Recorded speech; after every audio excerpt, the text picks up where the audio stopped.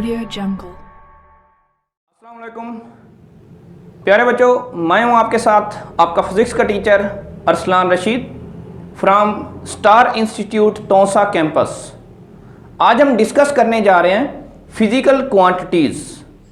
नाम से ज़ाहिर है फिज़िकल क्वांटिटीज़, फिज़िक्स की मिक़दारें। फिज़िक्स की मिक़दारें कौन कौन सी होंगी? वो क्वांटिटीज़ जिनको मेजर किया जा सकता है उनको आप कह सकते हो ये फिज़िक्स की मिक़दारें हैं।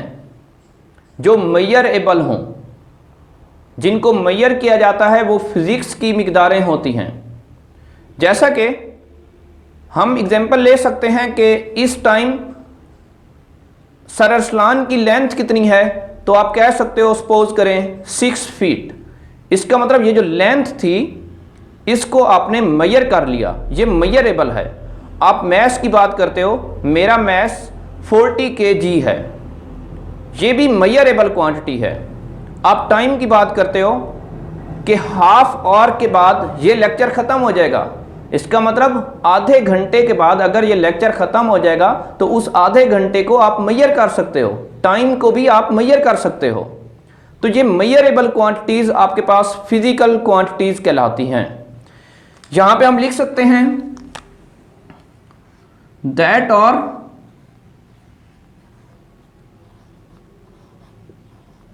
मेजरेबल, जो काबिल पैमाइश हों उनको आप फिजिकल क्वांटिटीज कहेंगे। दूसरा देखें, वो क्वांटिटीज जिनकी वजह से बाय विच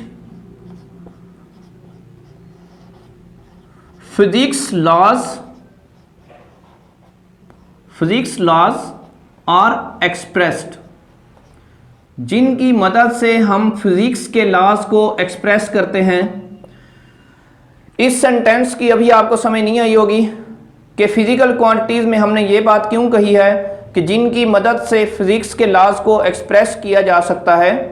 तो इसकी एक छोटी सी एग्जांपल हम देख लेते हैं। इसकी एग्जांपल में हम न्यूटन सेकंड लॉ को देखते हैं, क्योंकि न्यूटन सेकंड लॉ भी फिजिक्स का एक लॉ है।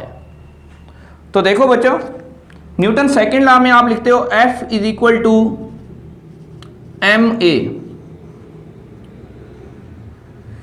मैस एक फिजिकल क्वांटिटी है, एक्सेलरेशन एक फिजिकल क्वांटिटी है, फोर्स एक फिजिकल क्वांटिटी है। सेकंड लॉ ने हमें एक कंसेप्ट दिया था, न्यूटन के सेकंड लॉ ने। न्यूटन सेकंड लॉ हमें यह कहता है कि जब किसी ऑब्जेक्ट पे आप फोर्स लगाओगे, फोर्स लगाने से वो ऑब्जेक्ट मूव होगा। मूव हो रहा है मतलब वो एक्सेलरेट हो रहा है। एक्सेलरेट होने का मतलब उसमें एक्सेलरेशन प्रोड्यूस हो रहा है।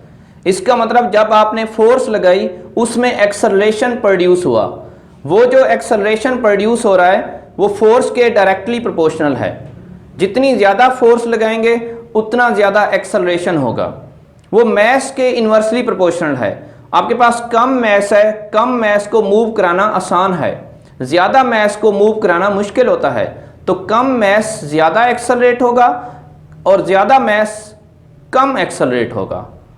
तो ये इन्वर्स रिलेशन होता है। ये तो आपको फिजिक्स के न्यूटन के सेकंड लॉ ने एक कॉन्सेप्ट दिया। उस कॉन्सेप्ट को मैथमेटिकल फॉर्म देने के लिए हमें फिजिकल क्वांटिटीज़ की ज़रूरत पड़ी।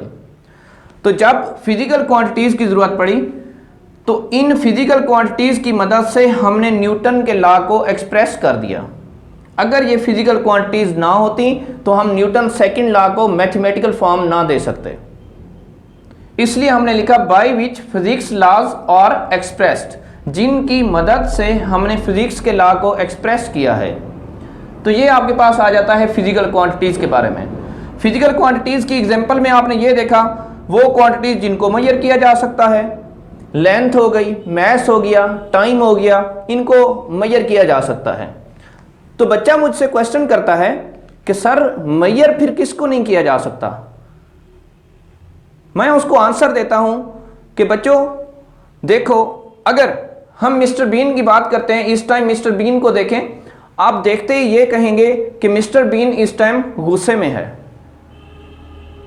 लेकिन आप ये नहीं बता सकते कि उसका गुस्सा कितना है। उस गुस्से को आप मेजर नहीं कर सकते। मिस्टर बीन मेरे साथ प्यार का इजहार कर रहा है, मैं ये तो देख सकता हूं कि वो प्यार का इजहार कर रहा है, लेकिन उसका मेरे लिए लव कितना है मेजर नहीं किया जा सकता, उसकी फीलिंग्स को मेजर नहीं किया जा सकता। तो ये फीलिंग्स हो गई, ये गुस्सा हो गया, इन चीज़ों को हम मेजर नहीं कर सकते। इसी तरह एक और एग्जांपल मैं आपको देता हूं। अगर आप ये कहते हैं कि सर अरसलान की हाइट 6 फीट है, तो लेंथ आपने मेजर कर ली, आप मेरा मैथ भी मेजर कर सकते हो, लेकिन मेरे अंदर मौजूद जो रूह है उसको मेजर नहीं किया जा सकता। उस रूह के बारे में आप नहीं बता सकते कि वो मैस कितना रखती है, उसकी लंबाई कितनी है, उसकी चौड़ाई कितनी है, ये बातें आप नहीं बता सकते, क्योंकि रूह एक स्पिरिचुअल कॉन्सेप्ट है, उसको मेजर नहीं किया जा सकता। तो इसलिए हम कहते हैं जिनको मेजर किया जा सकता है वो आपके पास फिजिकल क्वांटिटीज होंगी। फिजिकल क्वांटिटीज की मेन 2 टाइप्स होती हैं, आपसे ऑब्जेक्टिव में भी पूछा जा सकता है इसकी कितनी टाइप्स हैं। मेन 2 टाइप्स, एक बेस क्वांटिटीज। जब आप बेस क्वांटिटीज की बात करते हो तो बेस वर्ड का मतलब क्या होता है, बुनियाद, बुनियादी मिकदारें, ऐसी मिकदारें जो खुद बुनियाद हैं। एक बिल्डिंग की अगर आप एग्जांपल ले लें, एक बिल्डिंग का जो सबसे लोअर लेवल होगा, अगर ब्रिक्स का मैं कहता हूं कि ये सबसे लोअर लेवल है, तो ये उस पूरी बिल्डिंग की बेस है। उसके ऊपर आपने एक और लेयर खड़ी कर दी, इसके ऊपर आपने एक और खड़ी कर दी, तो आप कह सकते हो कि बेस के ऊपर आप इमारत खड़ी कर रहे हैं। बुनियाद की मदद से दूसरों को आप डिराइव कर रहे हैं। तो यही कॉन्सेप्ट हम बेस क्वांटिटीज में यूज करते हैं कि वो क्वांटिटीज जिनकी मदद से दूसरी क्वांटिटीज को एक्सप्रेस किया जा सकता है, वो क्वांटिटीज जिनकी मदद से दूसरी क्वांटिटीज को एक्सप्रेस किया जा सके, उनको हम नाम देंगे बेस क्वांटिटीज। यहां पे आप कह सकते हैं on the base of which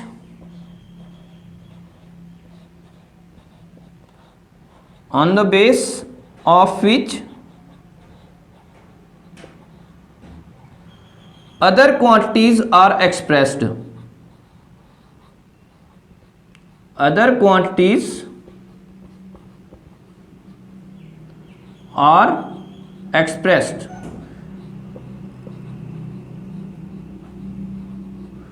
on the base of which, जिनकी मदद से दूसरी क्वांटिटीज को एक्सप्रेस किया जा सके, उनको आप नाम देंगे बेस क्वांटिटीज। बेस क्वांटिटीज फिर हम कहते हैं, इसकी एग्जांपल कौन कौन सी हैं, मेन एग्जांपल को हम डिस्कस कर लेते हैं। एग्जांपल में हमेशा आप 3 एग्जांपल को मेंशन किया करें, जैसा कि हमारे पास mass is a base quantity, इसी तरह आप कहते हो लेंथ, लेंथ भी एक बेस क्वांटिटी है, इसी तरह आप कहते हो टाइम, टाइम भी आपके पास एक बेस क्वांटिटी है। वैसे तो हमारे पास बेस क्वांटिटीज कितनी होती हैं, 7। ये देखें जरा इस टेबल में, इस टेबल में हम ये देखते हैं ये 7 बेस क्वांटिटीज हैं। इन 7 बेस क्वांटिटीज को सिंबॉलिकली किससे रिप्रेजेंट किया जाता है वो भी यहां पे मेंशन है। इन 7 बेस क्वांटिटीज को आप देख सकते हैं कि हमने मैस को m से रिप्रेजेंट किया है, मैस m से स्टार्ट था। हमने लेंथ को स्मॉल l से रिप्रेजेंट किया है, टाइम को हम स्मॉल t से रिप्रेजेंट करते हैं, क्योंकि कैपिटल T से हम टेम्परेचर को रिप्रेजेंट करते हैं, तो टेम्परेचर को हमने कैपिटल T से रिप्रेजेंट किया। करंट, करंट को आप किस से रिप्रेजेंट कर रहे हो, I से। बच्चा मुझसे क्वेश्चन करता है कि सर करंट C से स्टार्ट है, इसको C से हमने रिप्रेजेंट क्यों नहीं किया। तो देखिए सिंपल सी बात है कि फिजिक्स में कभी भी 2 क्वांटिटीज की सेम सिंबल यूज नहीं होंगी।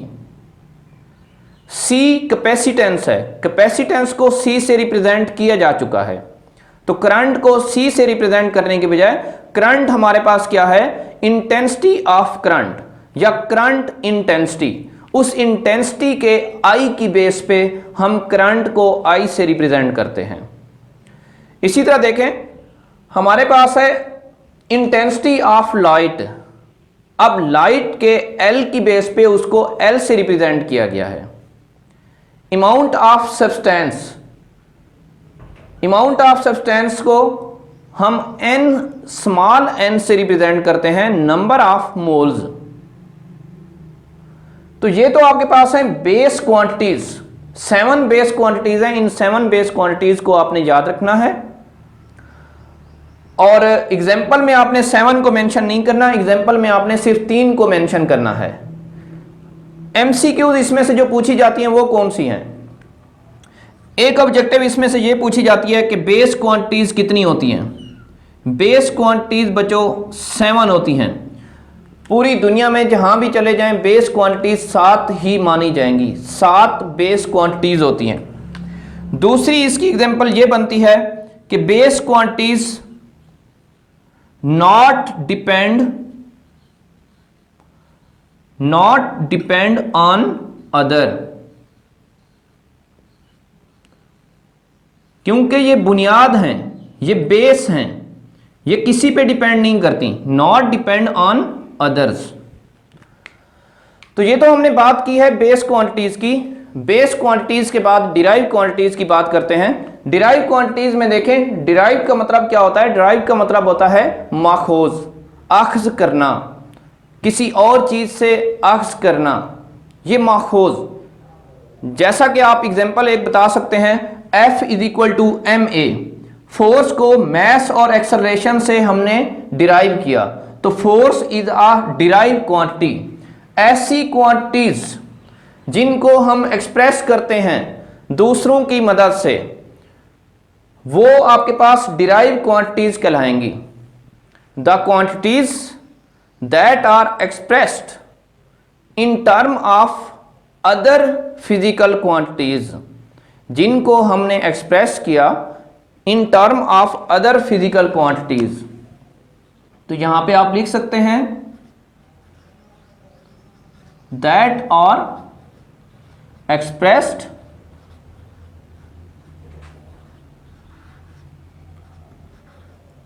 इन term of other physical quantities.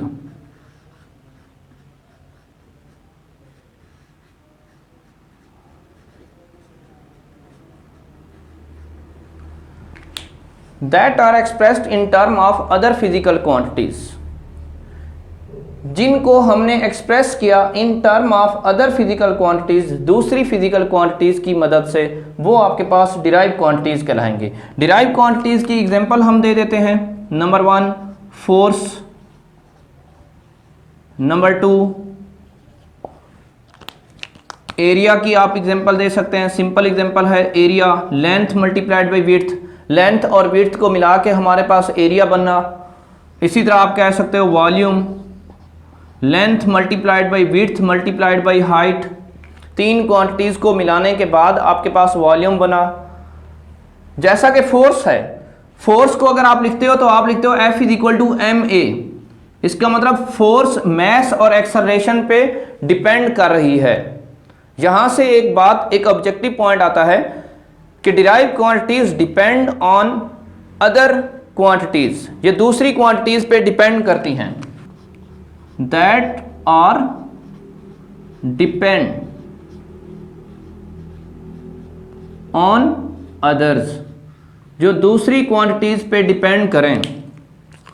दूसरी इसकी ऑब्जेक्टिव ये बनती है अनलिमिटेड, इनफिनाइट, अनलिमिटेड। दूसरी इसकी एग्जांपल ये बनती है कि डिराइव क्वांटिटीज कितनी होती हैं? अनलिमिटेड, अनलिमिटेड डिराइव क्वांटिटीज होती हैं। अब हम बात करते हैं मेजरमेंट ऑफ बेस क्वांटिटीज की। बेस क्वांटिटीज को मेजर कैसे किया जाता है? Base quantities length, mass, time. आपसे मैं पूछता हूं लेंथ को कैसे मेजर किया जाता है, तो आप फौरन आंसर दे देते हैं कि मीटर रॉड यूज कर लें। आप फौरन आंसर दे देते हैं कि आप स्केल भी यूज कर सकते हैं। मैथ्स को मेजर करना होता है तो आप फ़ौरन कहते हैं कि फिजिकल बैलेंस यूज़ कर लें। लेकिन बात ये हमने देखनी है कि पास्ट में जो लोग थे उनके पास तो कोई इंस्ट्रूमेंट नहीं थे, तो वो कैसे मेजर किया करते थे। तो एक सिंपल सी एग्जांपल आपको देता हूं कि उन लोगों ने लेंथ को मेजर करने के लिए भी डिफरेंट तरीकाकार अपनाए हुए थे। उनमें से एक ये है कि अगर लेंथ को मेजर करना था उन्होंने, वो एक अपने रूम की विंडो का कर्टन लेने जाते हैं, पर्दा लेने जाते हैं, कपड़ा लेने जाते हैं, तो अपनी रिक्वायरमेंट के मुताबिक वो इस हाथ से उसकी लंबाई मेजर कर लेते थे। इस हाथ को आप कहते हो गिट, पंजाबी में कहते हैं गिट। वो इस तरह मेजर कर लेते थे कि हमें इतनी लेंथ रिक्वायर है, 2 गिट। इस रिक्वायरमेंट के मुताबिक जब वो शॉप वाले को बताते थे कि हमें इतना कपड़ा रिक्वायर है, तो आप ये देखें ये एक स्टैंडर्ड कॉन्सेप्ट नहीं था, क्योंकि मेरा हाथ और आपका हाथ एक जितना नहीं है। तो यहाँ पे कन्फ्यूजन स्टार्ट हो जाती है, यहाँ पे मसाइल स्टार्ट हो जाते हैं। तो इसी तरह जो जो हमारे पास रिक्वायरमेंट थी, लेंथ को मेजर करने की ज़रूरत पड़ी, तो इंटरनेशनल लेवल पे तमाम कंट्रीज़ ने एक कमेटी बिठाई। उन्होंने कहा क्योंकि लेंथ को तो आपने भी मेजर करना है, हमने भी मेजर करना है, सब ने मेजर करना है, तो क्यों ना एक समझौता किया जाए। हम क्या करते हैं, उन्होंने एक रॉड ले लिया, इस टाइप का एक रॉड ले लिया। उन्होंने कहा कि इसी को हम स्टैंडर्ड बना लेते हैं। अगर इसको हम स्टैंडर्ड बना लेते हैं तो इसको उन्होंने एक स्पेसिफिक नाम भी दे दिया। जैसे इसको नाम दिया गया मीटर रॉड। और इस मीटर रॉड में उन्होंने फिक्स वैल्यूज मेंशन कर दी कि 1 मीटर रॉड में 100 सेंटीमीटर होते हैं। अब उस मीटर रॉड को पूरी दुनिया में माना जाता है। तो इसका मतलब लेंथ को जब भी मेजर किया जाता है तो उस मीटर रॉड का कंसेप्ट पूरी दुनिया में माना जाता है। उस मीटर रॉड में 100 सेंटीमीटर हमेशा माने जाते हैं। तो जब आपको लेंथ की ज़रूरत पड़ी तो आप इस स्टैंडर्ड को सिलेक्ट कर लेते हैं। तो इससे कहते हैं चॉइस ऑफ स्टैंडर्ड, कि अगर आपने लेंथ को फाइंड करना था तो लेंथ को फाइंड करने के लिए आपने सबसे पहले स्टैंडर्ड की बात की है कि चॉइस ऑफ स्टैंडर्ड, हमारे पास स्टैंडर्ड होना चाहिए। अगर मैथ्स को फाइंड करना है तो मैथ्स के लिए एक और स्टैंडर्ड होगा। लेंथ को फाइंड करने के लिए हमने सबसे पहले एक स्टैंडर्ड सिलेक्ट कर लिया जिसे हम नाम देते हैं मीटर रॉड। दूसरा इसका पॉइंट ये है कि अगर आपके पास ये एक मीटर रॉड था, इस मीटर रॉड की मदद से आप अननोन क्वांटिटी को आसानी से फाइंड कर लेते हैं। जैसे अगर इस दीवार की लेंथ फाइंड करनी हो तो आप उस मीटर रॉड को ऐसे तब्दील करते जाएंगे, आप कहेंगे 3 मीटर्स के बराबर इसकी लेंथ है। तो आपने क्या किया, उस स्टैंडर्ड को, उस मीटर को, जैसे आपके पास ये 1 मीटर है, अगर हम कहेंगे सपोज करें ये 1 मीटर है, हम कहेंगे कि इस दीवार की अगर हमने लेंथ फाइंड करनी है तो 1 मीटर यहां तक हो गया। फिर क्या कहेंगे, फिर कहेंगे यहां तक ये दूसरा मीटर हो गया। तो आप उस स्टैंडर्ड को उस स्पेसिफिक लेंथ के साथ कंपेयर करके आसानी से मेजर कर लेते हैं। तो दूसरा पॉइंट आपके पास ये बनता है कि प्रोसीजर ऑफ कंपेयरिंग, कंपेयर करने का प्रोसीजर। एक और एग्जांपल मैं आपको देता हूं।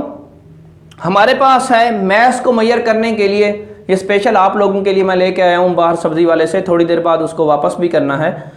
तो देखें हमारे पास ये क्या है, 1 kg। अब इस 1 kg को स्टैंडर्ड माना गया है। ये हमारे पास मैथ्स को मेजर करने के लिए 1 kg स्टैंडर्ड मैथ्स है। हम इससे अननोन मैथ्स कैसे फाइंड करते हैं, मेरे पास ये अननोन मैथ्स है। हम फिजिकल बैलेंस में, तराजू में, एक साइड पे अननोन मैथ्स रख देते हैं, एक साइड पे नॉन मैथ्स रख देते हैं, दोनों को आपस में कंपेयर करते हैं। कंपेयर करने से हम ये बता देते हैं कि जो अननोन मैथ्स है उसको 1 किलोग्राम के इक्वल कह सकते हैं जब वो बैलेंस हो जाता है। तो इसका मतलब हम स्टैंडर्ड से कंपेयर करके किसी भी अननोन क्वांटिटी को फाइंड कर सकते हैं। तो दूसरा इसका कौन सा स्टेप होगा? बेस क्वांटिटी को फाइंड करने का दूसरा स्टेप है procedure of comparing. Base quantity suppose करें मैस को फाइंड करना था, मैस को फाइंड करने के लिए मैंने सेलेक्ट कर लिया 1 kg standard, choice of standard पहला स्टेप है। दूसरा स्टेप उसको मेजर करना, उस नॉन मैस के साथ हम अननोन मैस को कंपेयर कर देते हैं। तो दूसरा स्टेप क्या बना? Procedure of comparing. यही जो स्टैंडर्ड हमने यूज किया हुआ है इसकी प्रॉपर्टीज क्या होंगी? प्रॉपर्टीज में हम कहते हैं इट इज एसेसिबल। एसेसिबल का मतलब क्या होता है? काबिले रसाई। जहां तक हर इंसान की पहुंच हो उसको हम कहते हैं एसेसिबल। तो 1 मीटर को पूरी दुनिया में यूज किया जा सकता है, इसका मतलब आसानी से उसको सिलेक्ट किया जा सकता है। इट इज एसेसिबल, इसको हर कोई यूज कर सकता है, आसानी से यूज कर सकता है। दूसरा पॉइंट देखें, दूसरा पॉइंट है इट इज इनवेरिएबल। वेरिएबल का मतलब होता है जो तब्दील हो सके, इनवेरिएबल का मतलब जो तब्दील ना हो सके। अगर आपने इस 1 किलोग्राम का मैस फिक्स कर दिया है तो इस 1 किलोग्राम का मैस हमेशा वही रहेगा, ये चेंजेबल नहीं होगा, इसको चेंज नहीं किया जा सकता। आप ये नहीं कह सकते कि 1 किलोग्राम का कंसेप्ट अदर कंट्रीज में और होगा। यहाँ पे आप कहते हो कि 1 किलोग्राम में 1000 ग्राम होते हैं, तो पूरी दुनिया में 1 किलोग्राम के 1000 ग्राम को ही एक्सेप्ट किया जाएगा। तो ये होता है इनवेरिएबल। आपने मीटर रॉड की बात की है, आप मीटर रॉड में कहते हो मीटर रॉड में हमारे पास 100 सेंटीमीटर हैं, तो ऐसा कभी पॉसिबल ही नहीं है कि कोई और मुल्क 1 मीटर में 90 सेंटीमीटर सेलेक्ट करने लग जाए। तो ये वो बातें हैं जो एक स्टैंडर्ड में होनी चाहिए कि स्टैंडर्ड एक तो एसेसिबल हो, दूसरा वो स्टैंडर्ड इनवेरिएबल हो, जिसको तब्दील ना किया जा सकता हो, वो इनवेरिएबल होता है। तो आज का लेक्चर हमारा यहाँ पे एंड होता है। इस लेक्चर से रिलेटेड कोई भी क्वेश्चन हो तो आप कमेंट्स में या मेरे दिए गए नंबर पे कांटेक्ट कर सकते हैं। आपकी हर कन्फ्यूजन को हमेशा दूर किया जाएगा। अपना ख्याल रखिएगा। अल्लाह हाफिज़।